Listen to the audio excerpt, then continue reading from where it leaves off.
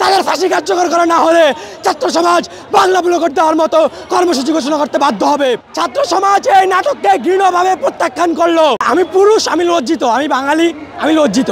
কারণ যে দেশে নিজের মা বোনেরা রাস্তাঘাটে সুস্থভাবে হাঁটতে পারে না, ওই দেশের নাগরিক হিসাবে নিজে লজ্জিত বোধ করছি এবং পুরুষ হিসাবে লজ্জিত বোধ করছি। আজ আমরা দেখতে পাচ্ছি দর্শকের বিচারের নামে বাংলাদেশে চলছে প্রহসন, চলছে নাটক। ছাত্র সমাজ এই নাটককে ঘৃণ্যভাবে প্রত্যাখ্যান করলো। ছাত্র সমাজ চায় দর্শকের শাস্তি, মৃত্যুদণ্ড। আগামী 48 ঘন্টার ভিতরে যত দর্শক দোষী সাব্যস্ত হয়েছে তাদের ফাঁসি কার্যকর করা না হলে ছাত্র সমাজ বাংলা ব্লক দেওয়ার মতো কর্মসূচি ঘোষণা করতে বাধ্য হবে।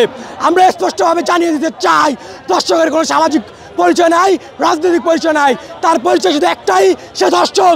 তার বেঁচে থাকার কোনো অধিকার নাই, তার ফাঁসি কার্যকর করতে হবে এবং সরকারের যে বিচার ব্যবস্থা রয়েছে তা অত্যন্ত ক্ষীণ, অত্যন্ত দুর্বল। ছাত্র সমাজ এই বিচার ব্যবস্থাকে ক্ষীণভাবে প্রত্যাখ্যান করলো।